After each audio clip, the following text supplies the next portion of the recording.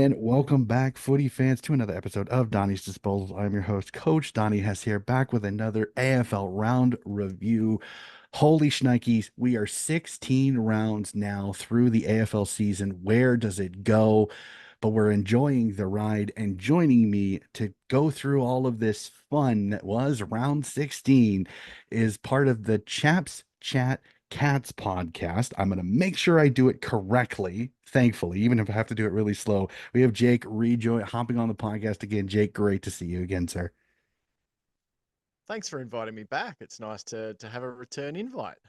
Well, I'm always one of those. I love talking with fellow podcasters and I love getting insights into certain into teams. So when I get a podcast where I can get a podcaster that really talks about their team a lot, sometimes I like having them hop on. It gives a fun discussion and then I can talk about a different team. I've had a Fremantle supporter, I've had Crows supporters, I've had North supporters. I was like, I got to get my Cats guy in. So I thought Jake, I would hop on. So let's go right into it, sir. Round 16, as we were kind of discussing off mic, was a very interesting, shall we say, round of footy. Just really quickly before we dive through each game individually, your thoughts on round 16 as a whole? Yeah, as you said, interesting. Some results that go the way you think, some that don't quite match up. Obviously, as a Cats fan, I was pretty confident we could get a win, but 45 points surprised me. I'll be honest with you there. I wasn't.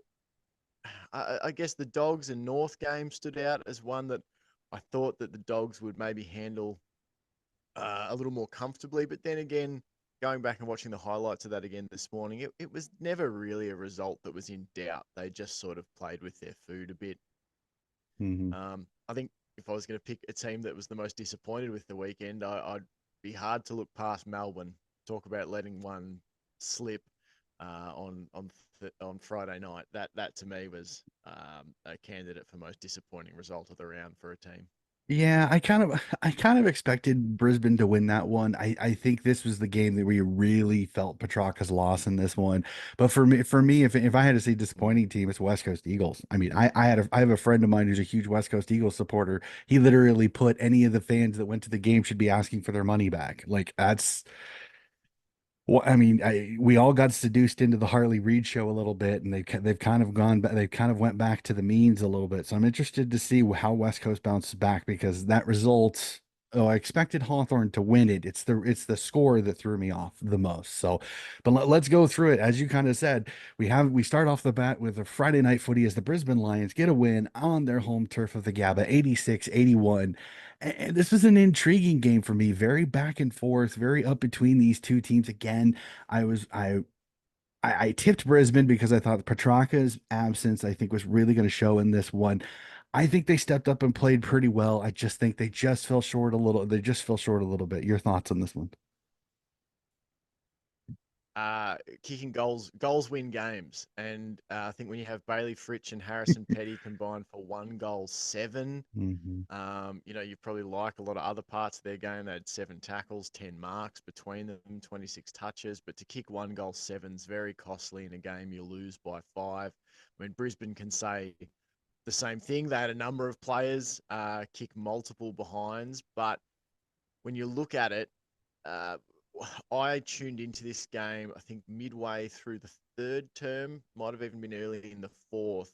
And, Melbourne's up by nearly, what was it, 3 goals, midway through this quarter, the last quarter. And then, I don't know, I'm just used to Melbourne being able to sit on that sort of a lead, even absent, player of Petrarca's quality. I thought they'd be defensively good enough to sort of just lock it down, create enough stoppages that they could force a result. But Brisbane, to their credit, on their home turf, they're always hard to beat, and they stormed home. And if you look at it, in some ways, could have got themselves into the match earlier. 11 goals 20 on the Hmm. evening. That's not great kicking, but I think Melbourne will be disappointed, bitterly disappointed, given the sort of lead that they had with the sort of time left.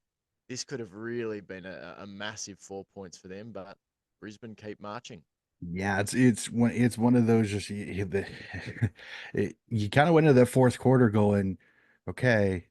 You're down 15. Can Melbourne hold on to it, and then can Brisbane snatch it away from them, and just I'm 100% with you. I mean, 35 behinds kicked in this game. I mean, if I'm a goal kicking coach, I'm covering my eyes with the lack of ability to kick goals in this one. But Melbourne just did what I mean. Brisbane just did what they needed to do. They got goals when they needed them. Hugh McCluggage late goal is what really put this one away for them. Melbourne gave a mighty crack to try to come back, and it just not enough. But Brisbane's starting to kind of find form. It's a little bit scary for the rest of the competition because I mean we know on their best day they're really good. The Gamba hasn't been their fortress as it has years before, but they find a way to get a nice little win on this one. But it'll definitely be interesting to see how far Brisbane will go. Can they keep this run going, or is this a little bit of fool's gold beating a Melbourne team that is a little bit injured at this present point? So let's jump down to Marvel Stadium as we see the Doggies, as you said, kind of playing with their proverbial food as they beat North Melbourne by 17, 77-60. And I'm 100% with you. Unfortunately, the game that I wanted to watch was on at the same time, so I ended up having to watch this game a little bit later. But I kept seeing the score worm, and at times was like the Doggies had a nice lead, and North kind of crawled back. It was never really in doubt, but the Doggies they let North stay around a little bit longer than I would be comfortable with if I'm a Doggies fan. They get the win, but 17 points is probably a little bit of a letdown considering as big a lead as they had there at times. Yeah, Kangaroos kicked 5 of the last 6 goals of the game. So the Dogs had blown that lead out midway through the third term when Adam Treloar goaled to nearly 40 points, and from there, yeah, it was 5 goals to the Roos and one to the Dogs for the remainder of the game. But when you've got that 40-point lead, I guess the inclination sometimes is to sit on it. I was thinking actually watching this game, the body language of some of the Dogs players in the last quarter. It must be annoying at times to have to play these games against a team like North who have nothing really to play for but development and pride. The Dogs really hoping to feature in finals, and you can just see sometimes players going, "Can the siren please go? We know we're going Hmm. to win, but I don't want to get injured here in this game. Can we just move on to the next week?" One highlight that absolutely stood out to me was Paul Curtis of North Melbourne kicked an absolute ripper of a goal, tucked in on the left hand side of the boundary. I think it was off his left foot. It was left side, left foot. Incredible goal.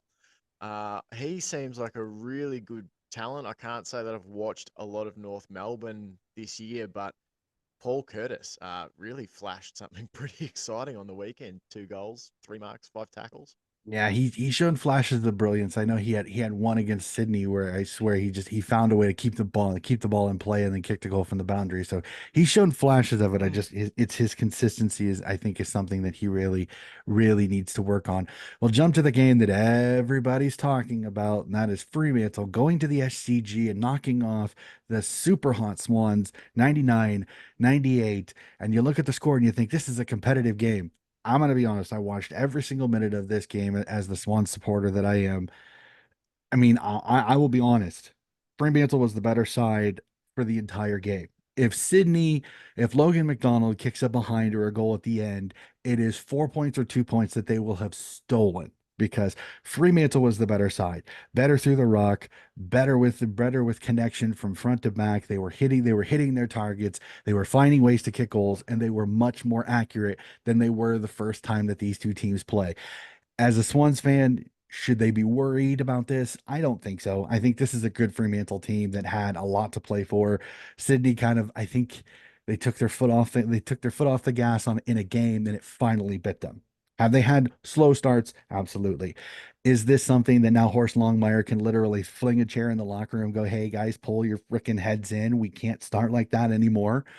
this wakes up the Swans team. And again, as some have said, you still have Cal Mills, you still have Luke Parker still to potentially come back into this side. This is a Swans team. There's still some youth in this. It reared its ugly head, maybe at the worst possible time, but all respect given to the Dockers. They earned that win. It may have only been by one, but they earned that win at the SCG. Yeah, and able to create a lot of uncontested possession. I think that's something that the Dockers did really well. You're looking at 220 uncontested possessions. They limited what Sydney could do in that area. Sydney just 189 uncontested possessions, which is 30 down on their season average. Sydney were 14 down on their season average for marks. The Dockers had 105 marks. So that to me, that's a way that a lot of teams the last few years have beaten Geelong is to create uncontested football, control the ball, change angles, manipulate it, be very clean with your kicking, and sort of negate Geelong's pressure game. Eh, does that sort of ring true for you in how the Dockers were able to win this game? Yeah, yeah, you could tell they were stretching the Sydney D. They were making them play defense a lot more. It also helps too. Heaney, Warner, and Goulden all had lighter games in this game. They didn't impact the scoreboard. Yes, you had a blitzing game from Nick Blakey, who, like I said, who got it to Logan McDonald, who had a chance to win the game. Sydney was coming. I think, if honestly, if I'm honest with myself, if that game was 2 minutes longer, if there were 2 minutes more of stoppage time, Sydney probably would have won, but it's just the fact that they left it too late. They bounced back between 26 and 20 for a good 15 minutes, at the end of the third quarter, and then early in the fourth quarter it was like Frio would kick a goal, Sydney would kick it back to 20, then Frio would get it back to 26. So it was like they traded goals for a good 8 minute span. So it got to the point where Sydney just ran out of time. Again, love the Dockers. I think they're gonna be, if they can play that way the rest of the year, they're going to be a tough, tough team to beat. But the question is, can they stay consistent? Because they haven't shown this year that their consistency has been one of the things. So it'll be interesting to see how both teams back up. How does Sydney get that fire back from the win streak? And can Fremantle back up a really good performance with another one? It'll be the things that I'm going to be looking at in this next round. So let's go up to the Gold Coast and People First Stadium as the Suns continue their undefeated ways at home. We won't talk about how they are on the road as they knock off the Collingwood Magpies 101-90.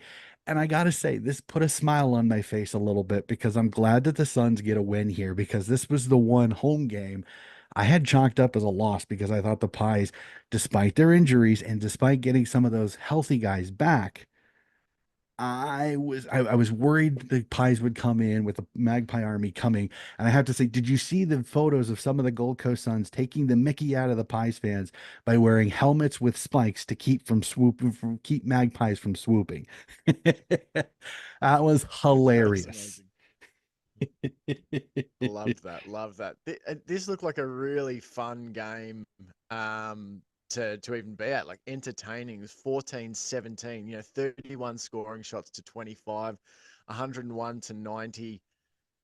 And, you know, when the Pies piled on all those goals, what was it, about 6, 7 unanswered goals from the end Hmm. of the third quarter through to, taking the lead off that Nathan Kruger, former Cat Nathan Kruger, putting them in front after 24 and a half minutes. I thought, oh, maybe the Suns, it's not going to be their day. But that response, Ben Long kicking a goal, Ben Ainsworth kicking a goal, I'm pretty sure Ben Long was involved in that. A very clever tap on the ground to get the ball out to Ainsworth. And the Suns, seal away a win that it looked like they'd let slip. I think it's very impressive. Even if you factor in the Pies, having injuries, or the Pies, having to travel, I think this is a super impressive win for Gold Coast. I think that they are. It's going to be fascinating, I guess, to see how they run in the end of the season. You were talking before about the consistency of Fremantle, and we talked about the consistency of Paul Curtis for the Roos. That's sort of been a big theme of this season, outside of Sydney and maybe outside of Carlton. teams finding consistency this year has just been a real struggle. There's been a lot of up and down. I mean, there's 1.5 games separating 13th place from third on the ladder. So Mhm. I think it's a great win for the Gold Coast. It could be a defining sort of win that changes their mentality about who they feel they can beat and how they think they can do it. But by the same token, it could just be a win in isolation. We're going to have to wait and see if they can carry this forward. But I think there's good signs. They're a more balanced team this year, more contributions from more players than I think in years gone past. 100% agree. I'm still going to say it. I've said it a couple of times. I still don't think Dema has 80% of his premiership squad in his list yet. I think he's shooting a little high on that one. But I think you're starting to see the impacts of that again. I want to see them get a win on a road before I chuck the proverbial bridle onto this chance of making finals. But again, I like seeing the Suns playing well. Maybe it's also because I like seeing Collingwood Magpies whinge a little bit because they don't come back fully like they've been used to doing a little bit. Sorry to my Pies fans that watch the podcast, but I'm happy for the Suns to see them get a win. It's great to see this young group kind of coming together. But again, I sit here and I go, how will this trip to Marvel Stadium this week?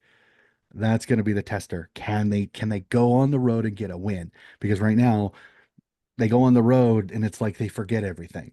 As soon as they come home, they're the great side. When they leave, then questions start being asked. So speaking of questions asked, the next game is one where I have more questions than answers for both of these teams because if I remember correctly, about 8 weeks ago, GWS was being talked about as a premiership side, and Adelaide was, I mean, pardon my French, they were in the shithole.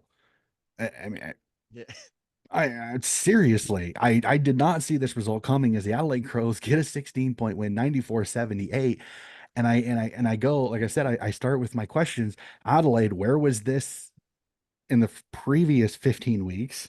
And for GWS, what has happened to the tsunami or the orange tsunami that everybody's talking? I know they've had some injuries for the GWS fans. I know they've had injuries, but the system that they were running at the start of the year, I don't think you need Josh Kelly, Tom Green, and all of these superstar players. You don't need them to do this system correctly. So I'm wondering, are we seeing the sophomore slump of Kingsley and the GWS Giants, or have people figured the Giants out now? And we're starting to see the reality that GWS maybe caught lightning in a bottle last year come finals time. Yeah, I was really interested going into this season to see how GWS would go because it's always tough. They felt like they were, a kick away from a grand final. And when you're a kick away from a grand final, you feel that you're a kick away from a flag because you'd always back yourself to win that big game. Hmm. They come out full of, fire and brimstone. But I just have always been a believer that losing a grand final, there's got to be more to your season than just the revenge factor of getting back because that will sustain you through the first couple of months. But then it's a long season. Hmm. Now, I think my sort of feeling about the Giants coming into this season was that they were a top heavy kind of team. Now they found there were some people contributing, I think, early in the season that made me think, oh, maybe I've got that evaluation wrong. But now I feel a little bit more vindicated that they're maybe not as deep as they were talked about being. I Hmm. think a failure to convert inside 50s to goals on the weekend. They only had 18 scores. They had 52 inside 50s. You flip that over, Adelaide could have won this, maybe should have won this by more. 29 scoring shots from Hmm. 56 inside 50s. And something that stood out to me about the way GWS played on the weekend, and I know they average a high amount of handballs anyway, but they seem to be overcomplicating things with the Hmm. handball on the weekend, like just overusing. I understand quick hands to create space and all that sort of thing, but they almost lost themselves a couple of goals by trying to overwork it inside 50 even. So yeah, I'm not sure how.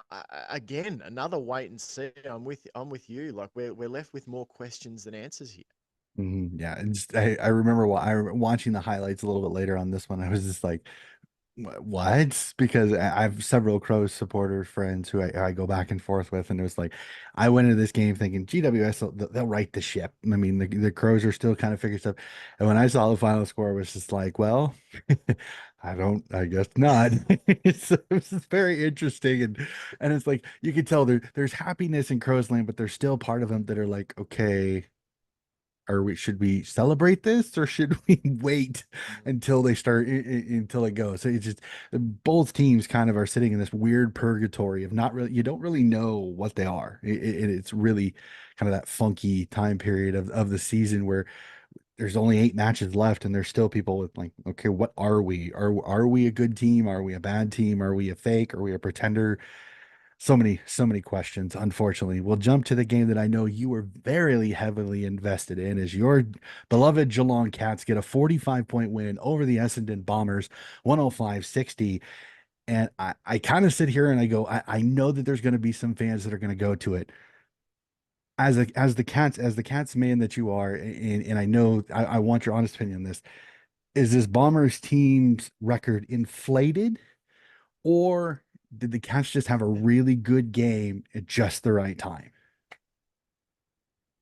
I think that this Bombers team is pretty good.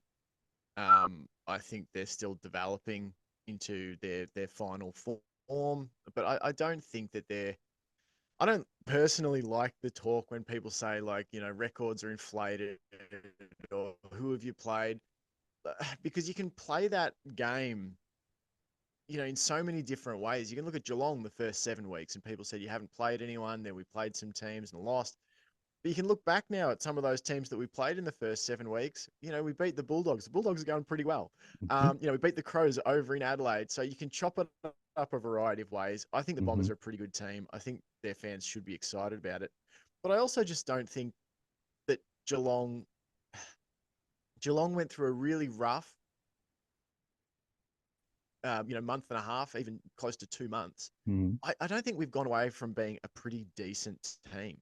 I think, that we had some really bad performances, but there's still the bones of a really good side in this Geelong team. And I think what was on display on the weekend was some of that depth and the youth starting to come through. Ollie Dempsey, I've been high on him since late 2022, watching him in the VFL.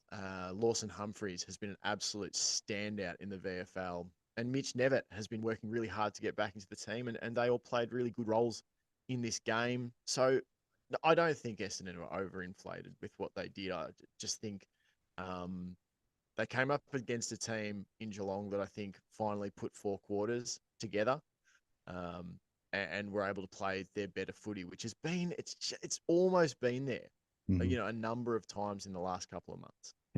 As the neutral on this, and maybe this is a little bit of a mutual respect that I have for the Geelong Cats is that when you've got Coach Scott up there, I never count them out, no matter how much people say they're the old adage, too old, too slow, too young, too inexperienced, too injured. I don't know how many twos you can throw in front of words to describe Geelong. And there's always a game where they literally make all these experts look like absolute Muppets. I'm one of those. If the Cats have Coach Scott in the box, something's they're in it. They are in it until the final siren goes off because that's just the way he's built this club, the way this team plays, no matter if it's got Dangerfield in it, if it doesn't, if Stewart's on, if Stewart's off, if Stengel is playing really well, if not, if Hawkins is injured or if Hawkins is playing, if Cameron's on, like it doesn't matter who's on who's wearing the hoops. It's the Cats. They're going to find a way sometimes to win games they're not supposed to. And then that's just the way they're built. That's just the way this club is. So I have a lot of respect from this. Didn't shock me a bit. This didn't shock me one bit. The score maybe a tiny bit. I was thinking if Essendon win it, it's going to be a close. They'll win by a couple of goals max. Essendon, I was a little worried that you're facing a team that has experience in certain places. And again, I don't think Essendon is 100% still a Darcy Parish to come back. So I'm with you. I don't think this is an overinflated Essendon team that's capitalizing on weak teams. I think they've played some tough games. They've won some tough games. So it'll be fascinating to see this Bombers team this week, for sure. But this didn't shock me. This didn't send the tidal waves that for some people it did.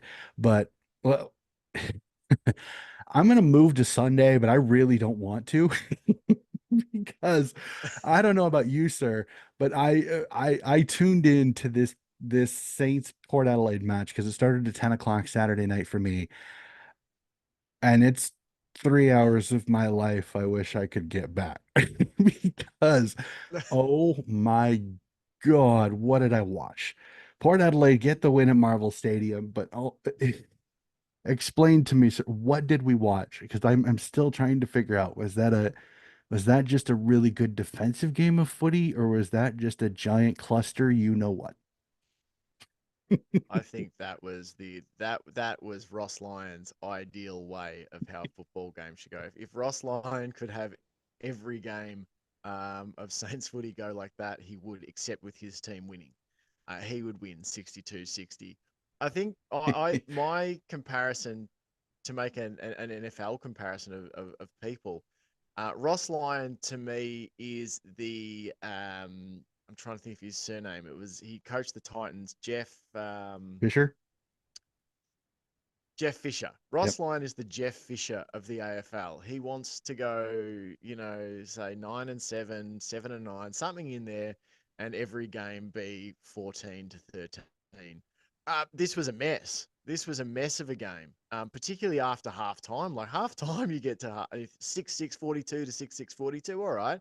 Mm-hmm. And then you had four more goals kicked for the entirety of the second half. Um, it was an eyesore of a game. A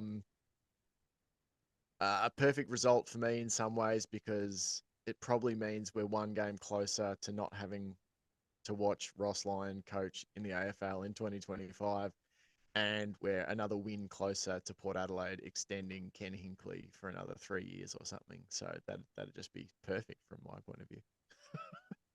Like I said, I made the mistake of turning this game on, thinking might be interesting because I was fascinated, and I sat through the second half, and I mean it's like midnight, and I'm going, I should have went to sleep.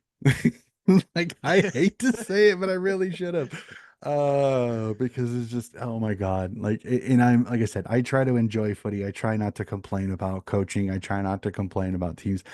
But I just literally this was just one heaping pile of you know what. I'm sorry, Ross. I can't go on it. I mean, Port gets the win, and then Kenny Hinkley getting emotional after the win. I was kind of like, I don't know if I'd get emotional after that game for sure, but I don't know. It was just, I'll just move on. Let's just move on. And unfortunately, neither of the two games after that got much better, but at least they were at least a little bit less dour as the Carlton Blues continue to rampage along the competition, beating the hapless Richmond Tigers by 61, 131-70. I mean, the Blues beat up a team that they should. This should be a win for them. Richmond again, unfortunately, they're still fighting with injuries. So, I mean, this kind of went to the form guide, if I'm being honest with you.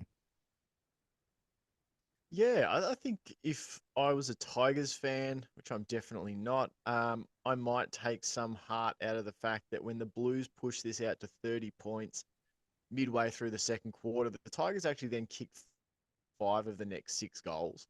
I think, showing a bit of fight to reduce that margin to under 10 points early in the third term. Now, Carlton obviously ran away with it after that, but, there is still fight in this Tigers team. It's been a rough year. But yeah, Carlton are they're looking very, very good. 31 scoring shots from 58 inside 50s, and importantly, 20 goals. Like they are kicking well. They just look aside. Obviously, we played them a few weeks ago, and we didn't get anywhere near them. That for us, we discussed it on the pod, was our most disappointed loss of the season. Simply because most games this season we've felt that Geelong, one or two things go a little bit differently, you get back into the game, and you bet you can see flashes of our best footy. Didn't see anything of that when we played Carlton. That they were so good, and um, they're a very powerful side. That's the word that comes to mind for me. They're a powerful side, both the way they're explosive and strong around the midfield, but then that forward line as well. And I think, if we had a Sydney Carlton grand final, tomorrow, it would be a very entertaining game for the neutral uh, observer. Yeah, it's very very interesting, and I'm going to do one quick question without notice, just because I found this fascinating. Is that have you noticed now that so many media personalities now, as soon as Sydney lost, now everybody's got Carlton being the best team in the entire competition, like one loss, and it's like 10 weeks of nobody's even close to Sydney. There's daylight between Sydney, one loss, and Sam McClure and Gerald Healy are already crowning Carlton the premiers. Like it's insane how fast some of these journalists jump on. Your thoughts on this? Because I know some Carlton fans that are like, no, no, no, no, don't jump on our bandwagon now. No, no, no, no. Like they're literally trying to keep people off the boats because I think they're worried that it could get to the players' heads to where the players get overconfident. It's a fascinating dynamic. Yeah, I mean, you're speaking to a Cats fan who's just listened to the media jump off Geelong every season for the last 17 years. That's pretty much, well, they won't Uh-huh. go back Yep. to back, which we never did, to be fair. We never went back to back, but, Geelong's oft predicted demise. Um, yeah, they change like the wind. I mean, we've got a rule on our podcast now. We actually don't aggregate stories or thoughts or analysis from general AFL media types because it's often just clickbait nonsense, and they do, Hmm. they just change with the wind. They don't get held accountable for any of their stuff. But look, I think it's interesting you say, like talking about, I suppose, trying to keep the players focused at Carlton. I was really fascinated watching Collingwood last year. They were pretty much celebrating wins from round one onwards, like they'd just won a prelim and they were off to the grand final. And I said early days, I was like, well, I don't like this. That would make me nervous. They're so confident that they feel like they're going to go all the way that, round four, it feels like we're off to the grand final. But to their credit, they they just rode that the whole way. And I wonder if there's a bit of a change in mentality in players these days where they want to feel good about themselves, and coaches are willing to embrace that. And in some ways, by embracing the big expectation and saying, yeah, we're good enough and we should go, that maybe it takes some of that pressure off as opposed to feeling like, oh, we got to keep the lid on and we don't. They're feeling good, they're playing good, and so they're going to embrace it. I think um, I still think Carlton are beatable, but then I look at most side. I don't think there's any side in the 18 that's not Hmm. beatable 100% with you on that one. on any given day. Yeah. It's all matchups, and finals footy is completely different too. Like it, home and away, really all it is setting seedings for finals. It really is all it is. Like once you get into Yep. finals, it's a whole completely different animal. I've seen teams come into finals absolutely on fire and literally fall on their face, and I've seen teams come in looking weak as all get out and catch fire at the right time and come finals time. So it's a very interesting one. I just found it funny. I'm with you on that one. Is they literally do they there's no accountability, or when they do get called out on it, they just kind of wiggle away like an eel and they don't ever like get called out for like I can't tell you how many times I've literally looked at my screen because I see some clickbait, something like Kane Corn says something, and I'm just literally like, what are you talking about? So, but we won't go He's on there. our banned list, Donny.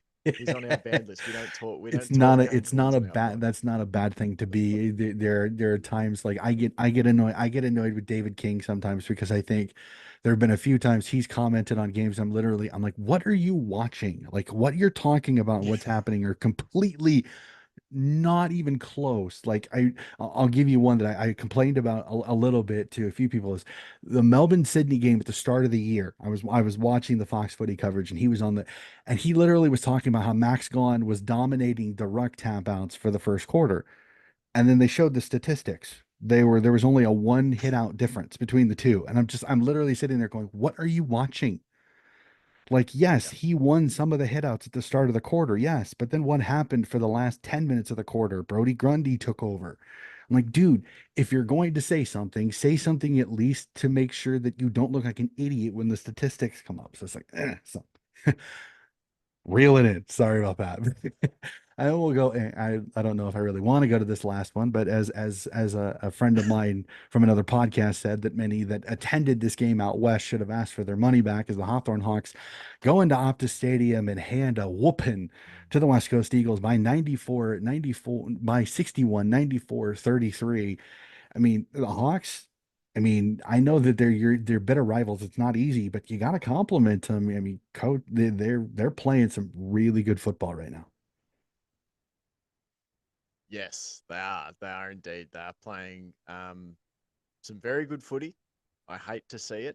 So that they are playing very well. Look, John Newcomb is a player that wears a uniform that I detest, but he is an excellent player and such a driving force for what they do. But you know, they're starting to add extra pieces around him. Up forward, I feel like they start. Look, as much as I dislike um, everything about this football club, but Jack Ginnivan, has been an excellent addition to their Hmm. team. I think he's added a kind of spark um, that they were probably lacking a little bit. I think every team needs a player that can get under the skin of the opposition. But combined with that, he is also a very skilled footballer. I know, that goes missing with all of the other stuff.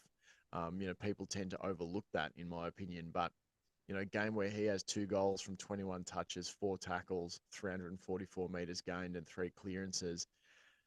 Yeah, the this Hawks team is really looking like it's found something, which is always dangerous. And then you've got an Eagles team that they thought they'd found something, and I'm fascinated with what they're going to do. Adam Simpson has led them through this some high highs, obviously flag in 2018, and then some of the lowest lows that maybe they've experienced the last couple of seasons. They've got this amazing talent in Harley Reid, but we joke a lot as Geelong supporters of like, oh well, we'll see you in 2027, Harley. Uh, they've got to start winning. They do have to start winning, or that will be a reality. I think. I think with the freedom of player movement, more so than ever, I think you've got to create an environment that players want to stay in, and part of that is winning, and they need to turn it around ASAP, in my opinion. Hmm. No, I'm 100% with you. It's I think it's a little bit frustrating because we know Harley Reid has still got at least 2 years on the contract. So I'm kind of I think they're already discussing like Harley Reid could have a contract in front of him worth this much money. And I'm like, the guys, the kid's still Mm. got 2 more years. So it just there's almost this oversaturation, even in Victoria on this kid. And I'm just like, I'm sitting here going like, Oh yeah. I mean, what are you going to do if he tears his ACL? What are you going to do if he tears his ACL next year? What are you going to do? Mm. What are you going to do if he to what are you going to do if he tears his AC joint and his shoulder out and misses a year? Like there's so much jump to it. The kid is talented. The kid is good. Yes. Should he be having these 10-year, $22 million contracts? No, not yet. Not yet. He let him get through these first 3 years before we start evaluating this kid, because one injury in just the right way could completely change this kid's trajectory of his career. And I don't like saying that. I don't wish it upon anybody, but it is the reality. Being an American sports fan, I've seen it. I've seen number one draft kids go down with an ACL in the first game, and they never really ever get back to what they were, or they're a little bit different because the knee is now a concern. So I again, I wish no ill will towards Harley Reid at all, but there is a little bit of guys are jumping at some of these clubs are jumping at shadows, and it's rather frustrating because I'm like, let the kid have his 3 years at the West Coast. If he decides to come back to Victoria, great. If he decides to stay in the West Coast, great. But That's 2 years away. That's 2 years away. So many things could change. Just park it for a little bit. Let the kid enjoy his footy right now, and we'll address it when we get to the season, his last year on his rookie contract, before we even start discussing this. At least personally, that's what I would like to see happen. But it won't because the kid is a moneymaker. So we'll go with it. So that is all 9 rounds. Yes, 9 games again. It was so great to have it, though I must say the 2 games at the same time is very frustrating. But what do you do? Say la vie. 9 games to try to get through in 3.5 days. It happens. So we'll jump to the burning questions of the podcast. I love doing this. This is gonna be a lot of fun. We've got 8 rounds left until the home and away season is over with. And I mean, this thing is so tight. You can barely see the light of day at this point between 13th and, as you said, and third. There is a 6 point gap. That is absolutely insane. So looking at it, we have 8 rounds left with this log jam between third and 13th. What team right now outside of the top eight? So we're looking Western Bulldogs, GWS Giants, Gold Coast Suns, Melbourne Demons, Hawthorn Hawks. Do you think can still get into finals? I'm gonna. I was gonna say I'm gonna take the easy pick, but they're not really because they're all on 32 points. I've been a big Western Bulldogs believer from the start of the season. Not only do I think they can make the eight, I think they can win multiple finals if they make it. I think not that percentage is any sort of big predictor, but I do Mhm, find it interesting that they have the third best one in the competition. They played us really close. They played Collingwood. Obviously, they beat Collingwood. They were in it up to their necks against Sydney during Sydney's winning streak. I think mhm, this is a very, very powerful midfield that is finding its feet at either end of the ground. And mhm. I think if they find that in the second half of the season, which I think they've started to, I think this Dogs team can charge up the ladder. So that'd be my pick out of all those teams. If I have to pick just one, the Yeah. Doggies. And I'm gonna pick a different one just for fun sakes, because I was literally, as you were talking, I was looking at all these teams going, okay, I can see a reason why they can't make it. And there's Mm, one team that I see can make it, but the one thing that I think may hurt them, and that's Hawthorne. I know, cover your ears. I'm sorry. Hawthorne is the percentage. It's that 97 percentage because of so many games early in the season where they got whooped on, but they're playing mm, fantastic footy. They're starting to find that depth. They're starting to get healthy. CJ Giath is back. Will Day is back. Ginnivan's starting to play well. Gunston is staying healthy. Frost and Sicily are playing well. I hope Sicily. I haven't seen any updates on whether Sicily's going to play this week, but I'm sitting here going, if they continue to play the way they're playing, this Hawthorn team can get into the finals with only 2 points back right now. The one deter, like I said, like I said, is that percentage. The percentage at 97.9% right now. It's a little concerning because that's the lowest of all of the teams in that 32 bracket range. Like, I agree with you. I think the doggies have the best chance. You look at their percentage wise, one win, and they're in rather easily. They'll jump Brisbane because of the draw. So for me, Melbourne's injury to Petrarca, I think, is going to continue to haunt them the rest of the year. They're solid. They'll win some games, but offensively, they're still not consistent enough for me. Gold Coast, until they figure out how to win on the road, I cannot trust them. And GWS right now, they've lost their way. Somebody find them. Somebody put them on a milk carton. They're lost because, oh my gosh, yeah. but if the Giants figure it out, if the Giants figure it out, they have the firepower to get there. But right now, I'm not seeing that. Form wise, Hawthorne and the Western Bulldogs would be the two teams. I would tip the Western Bulldogs, but because you went the doggies, I wanted to do something else, so it's not just us repeating it. But I'm with you. I think the doggies right now, just percentage wise, I think sit in the best possible place of making it. But I honestly could even see a way where all of the 18, Port Adelaide's the only one in the eight right now I look at and I go, we'll have to see. But Mm.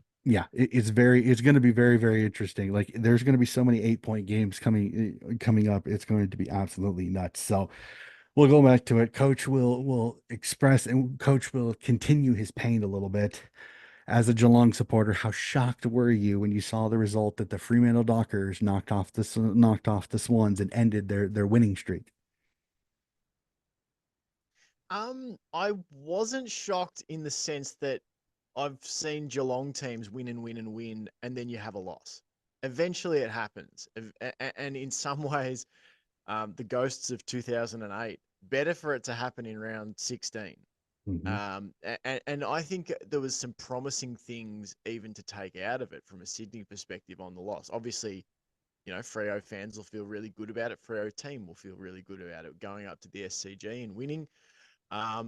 Is very good. But the way Sydney showed again that they can wrestle a game back, even when you're down, what was it, 51-19 at one point or something, Hmm. um, and they just chunk away the lead. I mean, we went up there and we're up, 40 points in the first quarter, and that evaporated in the space of about 6 minutes. So, look, there'll be things that Sydney want to fix up, but it look, it didn't shock me that they lost. Um, they're a very good team and they're going to keep winning a lot of games. So no, look, I wasn't shocked because eventually you've got to lose a game somewhere. Hmm. No, I'm 100% with you. I kept saying the last 3 weeks of the podcast, each opponent that I said these games scare me.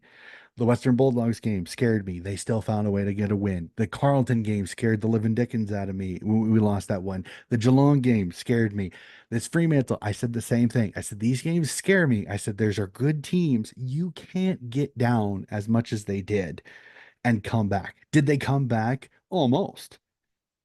But there is that frustrating part, like, come on, how can you not start off any better than giving up the first 5 goals of the game? Like, I think that's the one gripe that many Swans fans have is like, I still don't think they're playing their best footy. So there's still things to work on, but there were some papers over the cracks of those bad starts. So I think that loss was probably really good. Like it actually, you never like to see a loss as a fan, but this was a loss I didn't mind because it lets Horse go, hey guys, pull your heads in, come on. So it didn't shock me. I was happy for Fremantle. Like I said, they were the better team. If Logan McDonald kicks that behind, it's 2 points stolen. It's 4 points stolen if he kicks a goal. They probably it's a win they probably didn't deserve.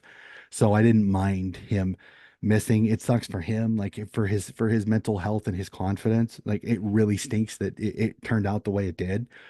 But I think as a whole, it wasn't bad. It's not bad for Sydney because it lets it go, hey, there's the cracks, guys. We got to fix it. So don't mind it at all. So we've talked about my Swans. Now let's talk about your Cats. I thought let's be nice and let you have some fun talking about the club that you love so much. So the Cats with a big bounce back win this last week, beating the Bombers and kind of showing everybody the too old, too slow crap still isn't applicable to this to the hoops. So do you think this is the springboard to keep the Cats' chances of playing finals this year after a little bit of a stumble there for in the middle of the season? Yeah, I mean, it was that I think it can't be. Yeah, we shouldn't forget how bad that stumble was. Really, I mean, it was what 1-7 in 8 weeks or something like Hmm. that. That's as bad as Geelong has been in terms of results since prior to winning flags. I mean, we're going back 15, 16, 17 years. But look, I think we are once again a side in transition. That's what I would say. And Cats fans, I think, tend to forget that the years after the 2011 flag, there were lots of players who played games. Tom Ruggles, I think of some other name, George Burberry, Billy Smets, Nathan Vardy. There is a collection of names who played games for the Cats who didn't go on to have long careers at Geelong.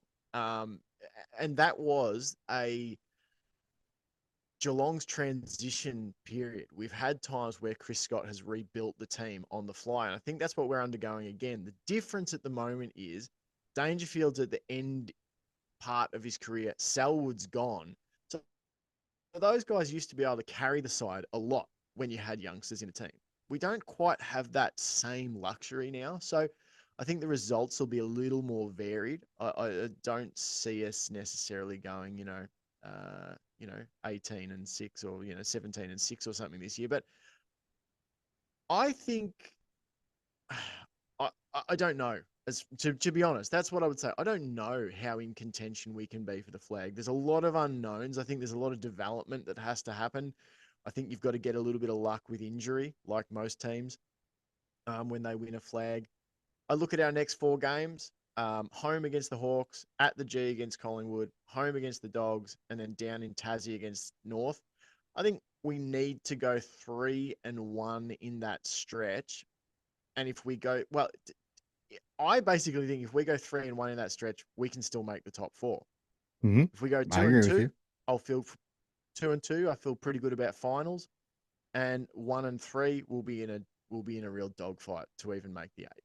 That's sort of where I'm at with the next four games. No, I can see that. I think if you go 3-1 with one of those wins over Collingwood, your top four shots are are really solid because again, Fremantle and Essendon still a little bit inconsistent. Port Adelaide and Brisbane behind you. I think if you go 3-1 in that one, you just gotta hope that that one loss isn't North Melbourne. Just kidding. I don't think Yeah, that's gonna happen. But like it could. how ironic would that be? Is to go play Hawthorn, knock off Hawthorn, and end their kind of run that they're doing, beat Collingwood, beat the doggies, and then drop it to North and Tassie. I mean, would be it would be hilarious and gut wrenching at the same time.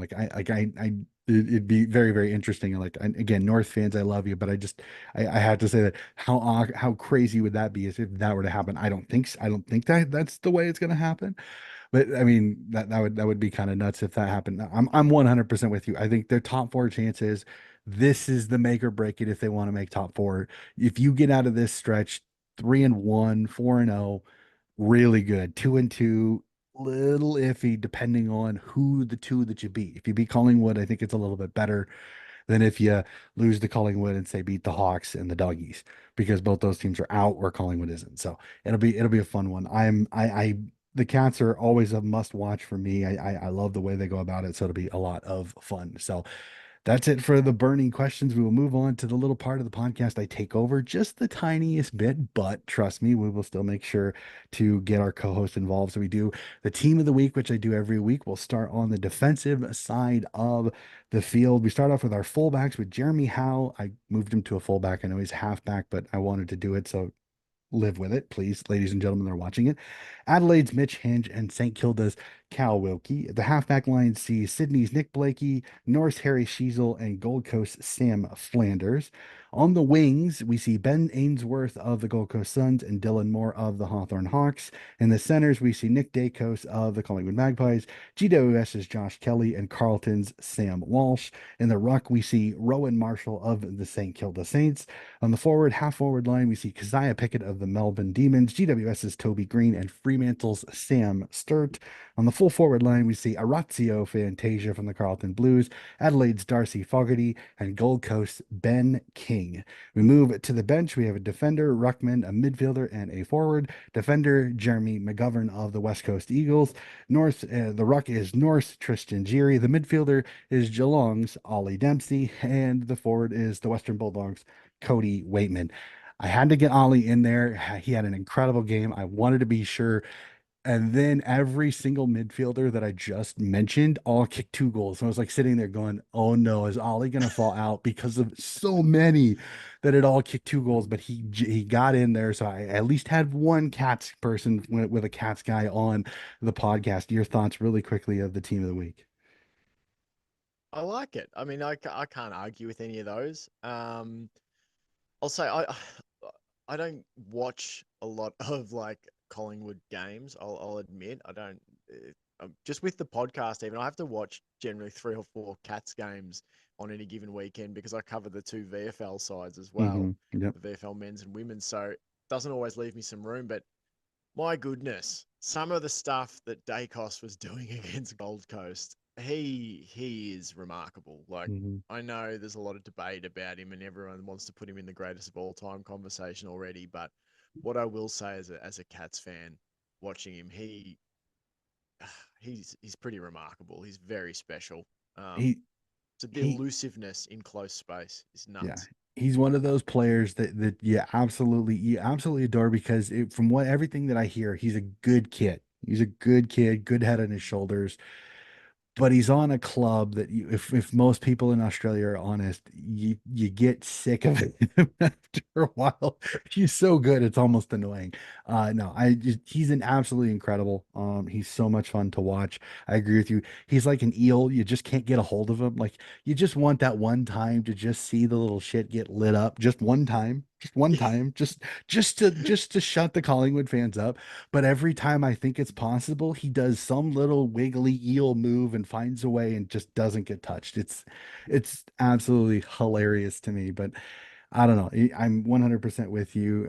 It's so much it's so much fun sometimes to do this team of the week because there is such difference, and sometimes you get some names you're just like, whoa, he had a really good game. So I had to like go back and watch the game a little bit more. Like, yeah, he did. Like it was because I do statistics, I do some of the statistics to help me with it a little bit, and it's always fun. So we'll go to the power rankings, which will be a lot of fun on this one. Like I said, it's always the last 5 rounds, so it's a what have you done for me lately power rankings. And I know some people are going to find this interesting. At number 5, the Fremantle Dockers, a big win over Sydney. Can't not get the Dockers in there. Number 4, the Collingwood Magpies. Number 3, the Brisbane Lions. Number 2, the Hawthorn Hawks. And at 1, the Carlton Blues. Sydney loses the last game. All of the teams that are in it have had pretty good records and won this week. So have to do it that way.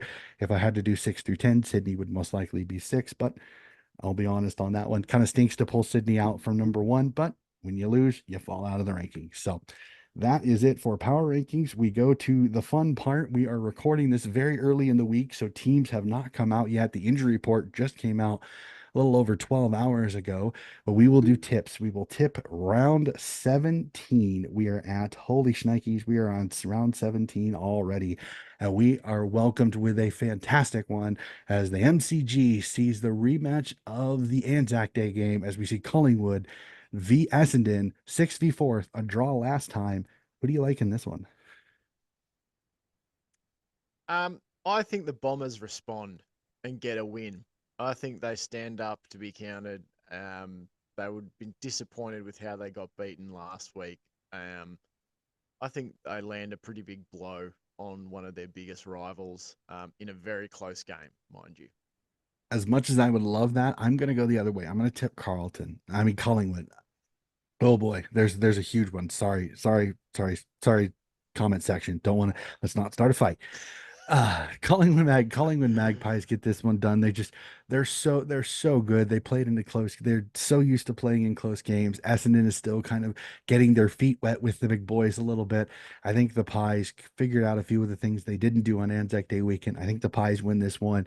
It's a grip snorter. I think it comes down to the final minutes of the fourth quarter, maybe even a kick after the siren. Hopefully, it doesn't bring up PTSD to some of the Essendon fans there out there. So Collingwood win this one. Should be a fantastic game of footy on Friday night. We jump to the two games at 10:45. We'll start off with North Melbourne hosting the Gold Coast Suns. This Gold Coast Suns, can you win it? And I'm going to play the spoiler. I'm going to tip North. I think North win it. I think Gold Coast hoodoo on the road continues. I think North gets their second win. I know I'm going out on a limb, but I've liked the way North has been playing these last few weeks. Suns getting patted on the back for knocking off the Pies. They go down to Marvel Stadium, and I think their Roos nip them. Oh, that's funny because I've got the same feeling. So I'm also going the Kangaroos. I love it. Yeah, hope. Yeah, I just had a feeling. I think North actually, they've got something about them on occasion. I guess the question is if the Suns show up at full capacity, I don't think North can hang with them. I But agree. if, as you said, if they're feeling a little bit good about themselves and have spent all week getting patted on the back, yeah, North might jump them. Well, and who's coach? I'm Who's going to tip coaching the North. Who's coaching the Gold Coast Suns? Dema Hardwick. How many times has he won since his stuff up of saying he doesn't like playing at Marvel? None. I'm Zero. going. I'm going with statistics. They've lost their last. They've lost. Dimma has lost his last 6 games over him. He has not won a game at Marvel since that comment. Has not won a game at Marvel since that comment. I'm going with it. Again, it becomes a house of horrors for Dimma Hardwick on that one. So I have North on that one, and then an interesting one over the Adelaide Oval. A very intriguing one because two teams that still I'm not 100% confident on how good they are. Port Adelaide, Western Bulldogs. Who do you like in this one? Dogs in a shootout. I think this is like 120 to 100 or 110 to 95 or something. Um, yeah, I think firepower on display from both teams, but Who the needs dogs get it done. who needs defense, right? Ross Lyon. I'm with you. I'm with you on that one. Western Bull. I think the word. I agree. Western Bulldogs in this one, I think they've got more firepower. I think they've got more depth of firepower on it, especially with no Charlie Dixon. Whether Marshall comes back in or not will be the question. Doggies, too many weapons. Doggies get this one out at on the road at the Adelaide Oval. The old rivals, GMHBA Stadium, as the Cats host the Hawks, sir. Head or heart, can the Cats get it done? Or do the Hawks nip your cat? Do the Hawks go down to enemy territory and steal 4 points? Well, I've said to everyone the season's a waste, regardless of what happens if we lose this game. Uh, do not let Hawthorn leave Kardinia Park with 4 points. I don't care how we get it done. I don't care if it looks ugly. Head and heart says win. But I think it is going to be an absolute rock fight. I think this is going to be a vicious game. This is one of those. It's going to be an absolute slug. I cannot wait for this one. I'm probably going to try to watch this one in its entirety if I can. Cats get this one done for me. I think the Hawks have they've gotten to really high highs, but they haven't faced some of the veterans that they'll have on this Geelong team. Geelong just they find ways to win it at home. They know that ground really well, whether the Hawks system will fit in the ground down at GMHBA. So I like the Cats in this one. I'm gonna tip the Cats to knock off the Hawks in this one and kind of stifle that run that the Hawks were going on there. A fun one up in NG Stadium up in Sydney as the Giants host the rampaging Carlton Blues. Blues too good, too strong. But I'm going to say this right now. Don't be shocked if the Giants pull one off here. I know they had some injury troubles, but this is a trap game for Carlton here. GWS coming off, they're licking their wounds a little bit. They could come off really hot at home, tipping the Blues, but will not shock me if the Giants pull the swift one here. It won't shock me, and that's why I'm tipping the Giants to get the job done. Probably like 80 to 78. That'll be a fun one for sure. Jump out to Optus Stadium as the Fremantle Dockers host the Richmond Tigers. And this one, Dockers, if they were playing anybody else but Richmond, I'd be a little bit worried for the Dockers, but the Dockers get this one done. I think they play well. Dockers get another win. Keep on playing some really good footy here. But again, Richmond's pesky. You never know. But Dockers win this one for me. Yeah, Dockers by about 7 goals for me. All righty, we jump back to the MCG as we see the rematch of the upset, one of the upsets of the year earlier this year is the Melbourne Demons host the West Coast Eagles. Who do you like in this one? I think the D's get right. Jack Viney and Clayton Oliver were playing really well on the weekend. I don't think they kick as badly this week up forward. I think Fritch, Petty, etc. take their chances. I think they win this one. If I'm Harley Reid, I'm a little concerned of this one because I think Viney and Oliver may have a field day, and I think you're gonna have a struggle in the midfield, unlike the last time. D's win this one. I think the Eagles keep it closer than some people think, but D's just too much talent in this one. D's for me. A very interesting one at Marvel Stadium as the St. Kilda Saints host the Sydney Swans. The Swans licking their wounds of their loss. I think if I'm the Saints, I do not want to play Sydney right now because Sydney is angry. And if Horace Longmire does the spray that I think he's going to give the boys, I think he's going to get I think yeah, the Saints may catch a very pissed off Swan side, and this could get ugly quickly. I know he plays really good defense. He'll keep it close, but I think the Swans too much firepower. Swans win this one by 3 or 4 goals at least. Yeah, I'm going the Swans as well. I just don't believe. I think the Swans will kick, 80 points, and that's just, at a minimum, and that's too much for Ross Lyon's Saints. Yep. And the last but not least, an intriguing one up at the Gabba as the Brisbane Lions host the Adelaide Crows in this one. Who do you like in this? Oh, this is a tough one. See, I'm not a big believer in Brisbane. I never have been, but I, my gut, I'm going to go with my gut. My gut says they get the job done. I think they're back to winning lots of games up at the Gabba. Um, Crows will feel really good about themselves, and they should. But I think high scoring too. I think this could be has the potential to be another shootout, I agree. like that, like I've tipped the doggies in Port. But I'm going to take Brisbane at home. This could be a high scoring game, but Adelaide has the same problem the Gold Coast does. Sometimes when they leave the confines of the Adelaide Oval, they don't have the same spark as they do at home. I like the Lions in this one. I think the Crows push them because, again, the Lions occasionally will have these brain fades and let teams stay in the game a little bit longer than they probably should. Lions win this one, but I think this is a cracker. Crows just a few too many deficiencies on the road. So that is all 9 games, an intriguing slate of games here. Some ones that I'm definitely cannot wait to watch, and some that I'm a little worried to watch if I'm being 100% honest with you. So, Jake, this has been fantastic. I love having you on the podcast. So before we get off, how are things going with the Chaps Chat Cats podcast going? And what have you guys been talking about recently? Oh, well, thanks so much for having me again. It's always nice to come on and be a guest. Yeah, we've been doing lots of stuff. Obviously, 2 shows a week on the Cats AFL men's team. We're going to be doing the same with the AFL women's once that season starts. Um, we've hooked up with the Hoops crew this year, so Yeah, I we're noticed actually, that. I was yeah, it's got a bit of a team up, which has been really good. So yeah, lots of coverage between what we do and what they do. It's pretty much something at least every day, if not multiple things a day at times. So YouTube, Spotify, all those spots. And then, yeah, for our Patreon subscribers, I've been covering the VFL men's and women's season, which, helps me get a look in at who's coming up through the next level. And that's something we've been talking about a lot, I guess, on the pod is how excited we are about some of these players that are coming through. Mhm. Um, you have a player like Sean Manor, 20 touches and 6 goals on the weekend, playing really well in the twos, and Ted Closey, George Stevens. There's a lot of good stuff happening in the VFL for Geelong and that next generation. So yeah, been talking a lot about that. There's nothing wrong with that. I remember covering Sean Manna when I was covering the VFL last year with Werribee, and I remember telling my co-host and I both agreed. We go, somebody's going to pick him up, and somebody's going to pick up one heck of a player. And I remember talking with him in the first VFL show this year, and I said, when I saw Sean Manna go to the Geelong, I'm like, well, that was perfect. That was the absolute perfect place for him to go because everybody says too old, too slow all the time, and they draft an overager who's 26 but is still playing fantastic footy. So I'm happy that he found himself a home. I hope to see him a little bit more in the AFL ranks a little bit because the guy is an absolute ripper for sure. So, ladies and gentlemen, that is going to do it for our podcast today.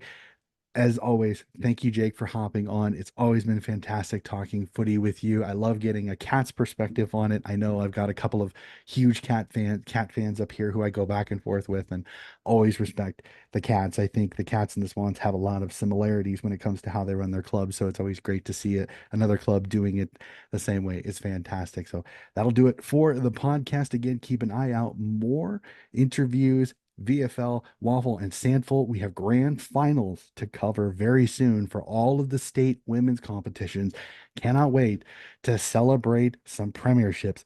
Cannot wait. That'll do it for another episode of Donnie's Disposals. We'll be back with more footy coverage very, very soon.